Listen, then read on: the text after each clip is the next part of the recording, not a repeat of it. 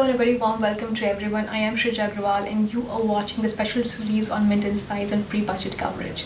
With me is a very special guest today. I have with me Mr. Jayesh Mehta, who is essentially the fixed income head for Bank of America Merrill Lynch. In our next 5-10 minutes conversation right now, we'd like to understand from Jayesh how he is decoding the budget. Jayesh, thank you for talking to us.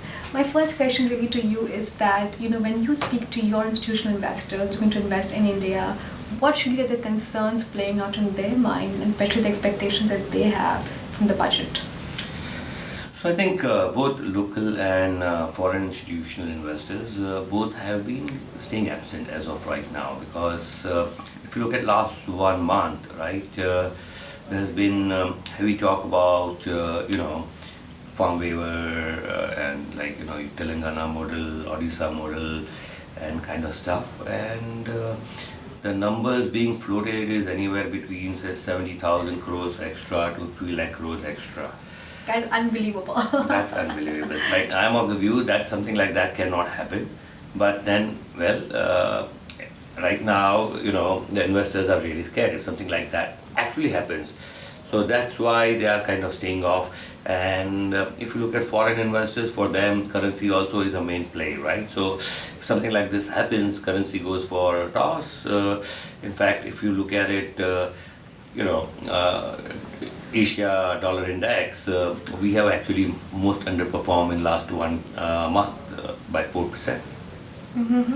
So, what is your take? Do you think the government can really pull off something like this or in an election year? Because there are two views, because if you don't do this, it can prove to be a political disaster too. I would say, there was so much of strong views and noise in media, in everywhere.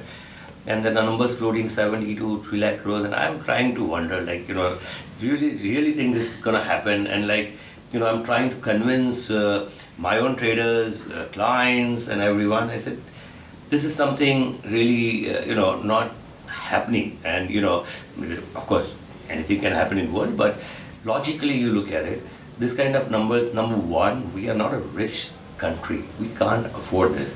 And this is, if you are planning to do something like this, it's not 1 year. You have to keep on doing year over year. 1 year, one may say, people argue, they'll get some special dividend from RBI or something like that. But no, what about next year? So you need that 1,50,000 crores, the mean average of 70 and 3 lakh crore. That's the kind of numbers we can't at this moment afford. That's number one. Number two, if that kind of things happens, people worried about market, bond yield, and I said, okay, look, I would be worried about the country because, it will definitely impact your rating. True. Your global rating will impact. So that's another thing. And I think, to be fair, our current finance minister, Arun Jaitley, has been very, very stickler to the fiscal discipline. I think he's very conscious about it. But then people say, oh, this is election year, so they can do anything. And I said, so somehow I've not been able to go with the crowd. They have been saying if it is an election year, why would they provide in the budget? So that opposition can also say, well, it is provided in the budget. Now whether you vote for me or anybody, it doesn't matter. So it's for you're seeing more as an election gimmick, something just not really possible in execution. I think, you see, you may still announce all the schemes, but I think as far as budget is concerned, whatever the nominal shortfall is there, maybe 30, 40,000 crores, that's the max I would see. But beyond that, which is 0.2%, beyond that, I don't see any changes happening for 1920 budget. So from that perspective, that's why I've been telling people you will be okay, if you are so negative, you will be positively surprised in the budget. Okay, you mentioned this word positively surprised in the budget. So what really are you looking forward to tomorrow? So that's exactly. So when you say when people are looking at 70,000 crores to 3 lakh crores extra borrowing, as I said, average of 1,50,000 crores extra borrowing, I don't think that's happening. And if your average expectation is so high, and if you see 30, 40,000 crores extra borrowing, then that's definitely you will be positively surprised, right? And I think 0.2 is what 30, 40,000 crores is kind of accepted number. But beyond that, yes, it is a worry. And I would say you would still, because we still even don't know whether it's a full budget, it's an interim budget, and whatever is the budget, whether it's full or interim, the next whoever party comes, right, whether it's BJP, whether it's XYZ, they will have to still approve the budget. True. In June, or they have the right to change the budget. So from that perspective, I would still say whatever it is still an interim budget. So it's not really, it can prove to be a non-event.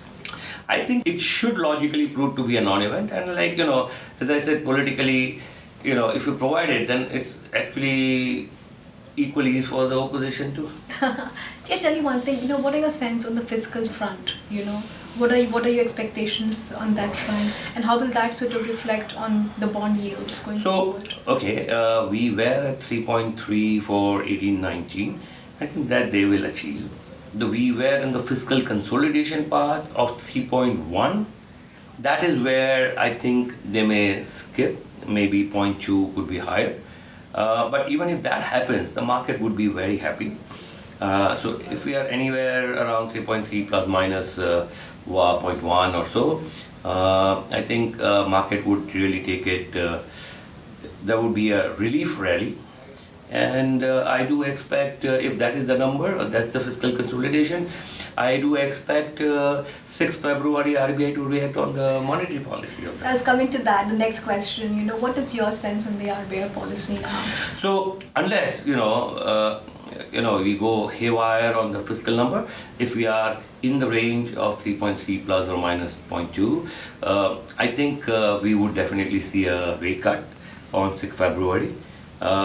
Not for anything else. See, I think that's what the challenge is. Like, everybody starts talking about, oh yeah, you change the governor and blah, blah, blah and all that.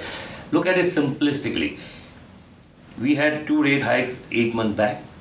You like three of the parameters which are crucial, which is inflation, your growth, as well as your oil prices. All 3 are benign. So why shouldn't that 50 basis point be reversed?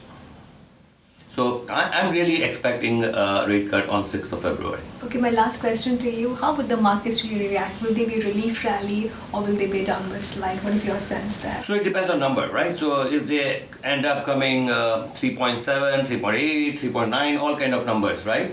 I think market would be very, very scared. And we should be scared if that comes without a backup plan.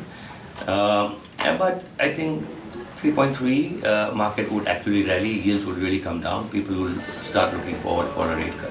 Okay, your last word that comes to your mind when I say the budget for tomorrow? So okay, I would say I'm quite hopeful. I am quite hopeful that we won't do anything stupid. Whatever is need to be done for the election announcement, all that can be done anyway outside the budget. And whichever party wins has anyway got a chance to revise the budget post the election, so they can revise it accordingly. But why touch it now? Okay. On that thought, I'll wrap this up and thank you so much, Jayesh. Thank you for talking to us. Thank you.